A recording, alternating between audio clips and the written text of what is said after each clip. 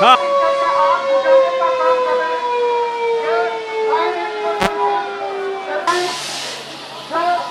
मामूली जख्मी होंगे उनको निकाला जाएगा और उसके बाद 2 मेन सर्विसमैन सिविल डिफेंस के लोग इस तरह से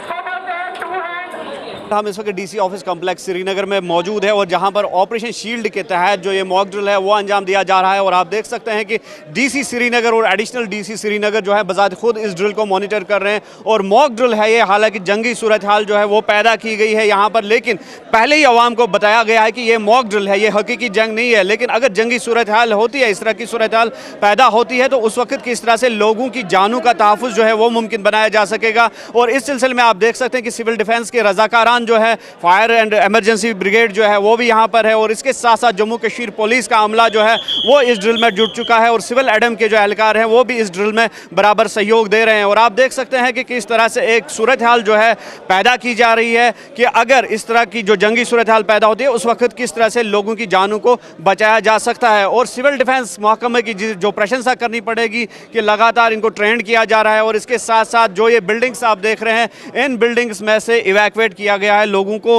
अगर कोई फंस जाता है या आग लग जाती है बिल्डिंग्स में, तो उनको किस तरह से बुझाया जा सकता है उस आग को, और किस तरह से जो ये सूरत हाल बनी हुई है तो इसमें किस तरह से लोगों की जानें जो है उनको बचाया जा सकता है। और साथ ही साथ जो होम गार्ड की अगर हम बात करेंगे, होम गार्ड अमला जो है वो भी इसमें जो है जुट गया है। और ये देख सकते हैं आप जेंट के होम गार्ड जो है ये यूनिफॉर्म लगा के है। और ये कोशिश की जा रही है सब की तरफ से कि अगर ऑपरेशन शील्ड का यही मकसद है, अगर दुश्मन की जानिब से अटैक होता है तो किस तरह से उस वक्त जो है यहाँ पे एक आग जो है वो जलाई गई थी। और आप देख सकते हैं कि ये आग जो है ये जलाई गई थी और इसको फिर इन फायर एक्सटिंग्विशर्स की मदद से बुझाया भी गया।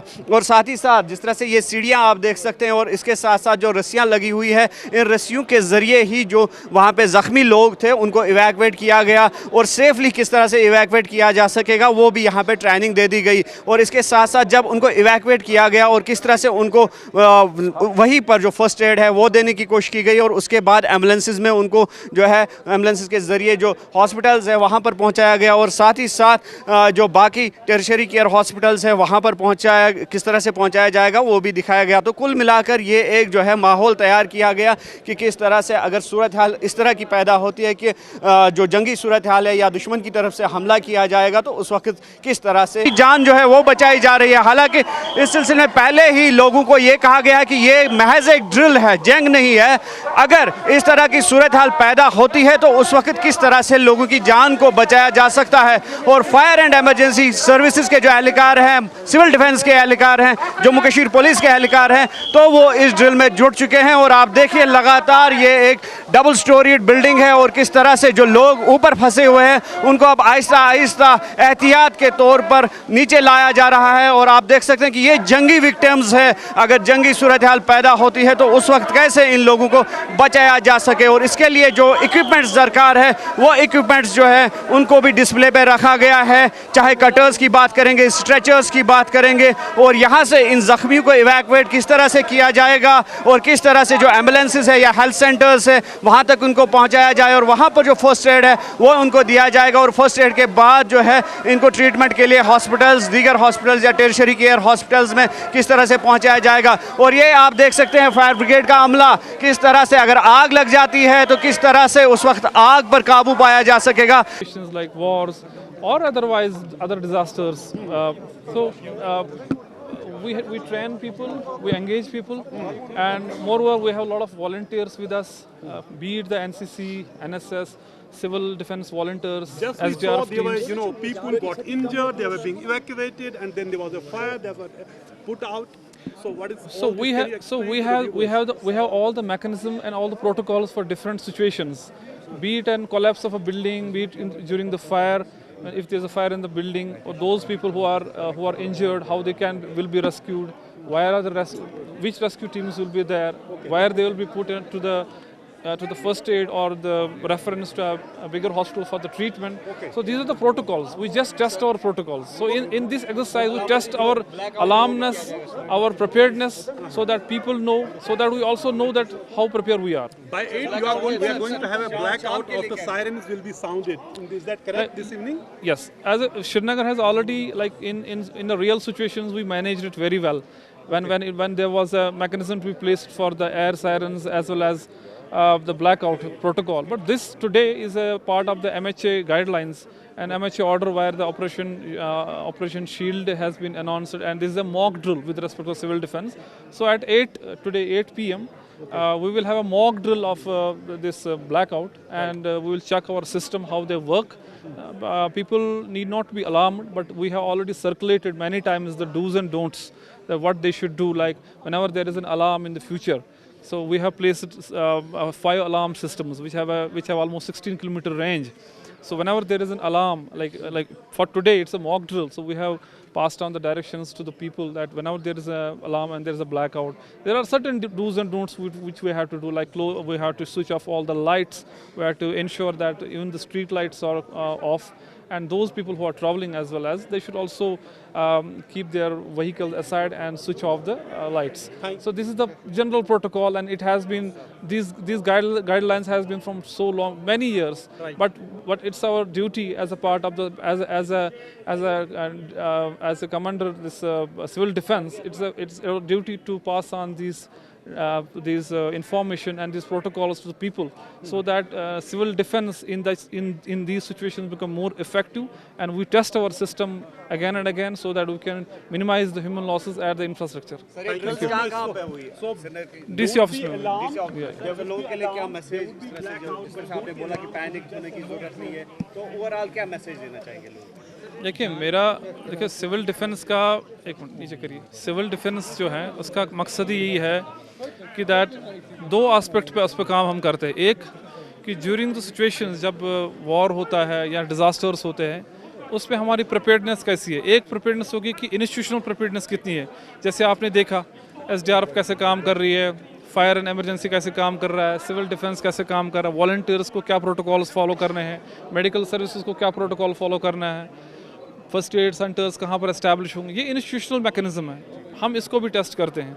साथ ही साथ हम लोग ये भी लोगों तक भी बात पहुँचाते हैं दैट इन सच सिचुएशंस एक मैकेनिज्म होता है, एक प्रोटोकॉल होता है। जैसे एयर रेड्स होते हैं, उसमें एक सायरन बजता है, जैसे हमारे पास 5 सायरन्स, एयर सायरन्स यहाँ पर है, वो सुनाई देती है इन केस ऑफ कोई एमरजेंसी में।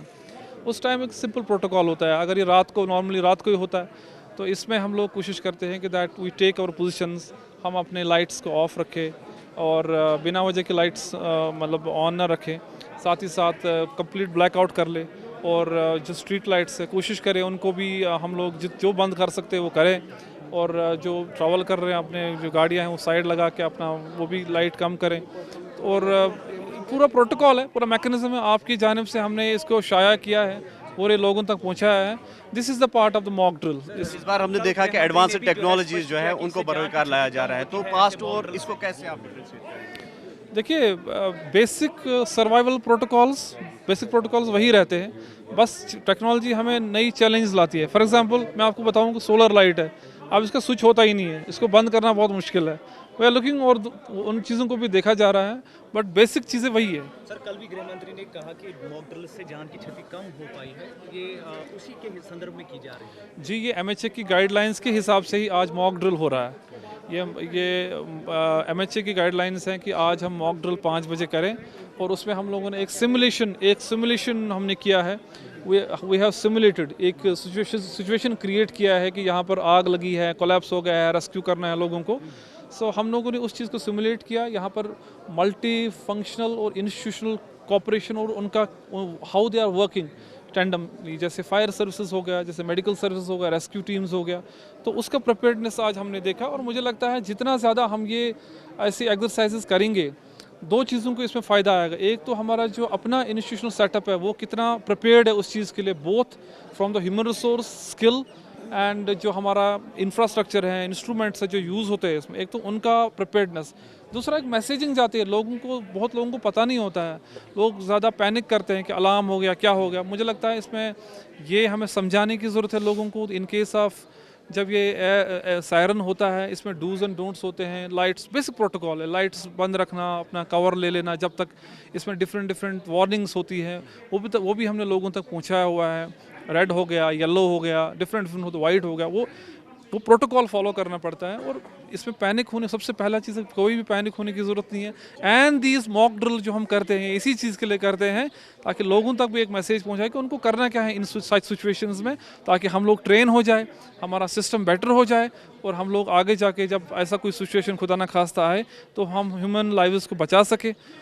ये हमारा एक चीज़ है कि 7 और 10 के दरमियान, मई के दरमियान जो सिचुएशन बनी, वॉर लाइक सिचुएशन, इससे क्या कुछ मिला जो एडिशनल इनपुट, आगे अगर कुछ ऐसा होगा तो उसको दस्तक कैसे? देखिए हम लोग बिल्ड कर रहे हैं चीज़ों पर। इस जो लास्ट टाइम जो ये प्रोटोकॉल्स फॉलो किए गए वो 1971 का था। उसके बाद हम अब आज मतलब कर रहे हैं, पिछली बार जो हुआ मई 7 और 9 के बीच में। सो उस चीज़ को मद्देनज़र रखते हुए there were some loopholes जहाँ जहाँ हमें लगा, तो उसको हमने बेटर किया।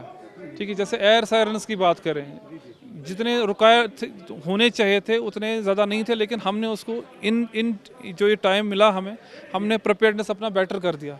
कुछ मल्टीपल इंस्टीट्यूशनल जो कोऑर्डिनेशन था हर किसी चीज़ में, उसको बेहतर किया।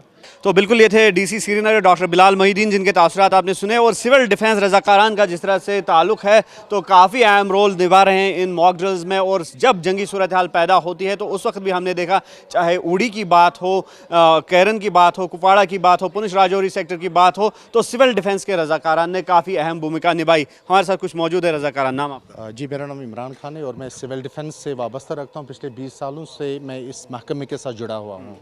तो क्या कहना चाहेंगे आज के मॉक ड्रिल के बारे में? ये एक अवेयरनेस थी लोगों तक की, शायद ही आप लोगों ने इससे पहले सिविल डिफेंस का नाम सुना होगा।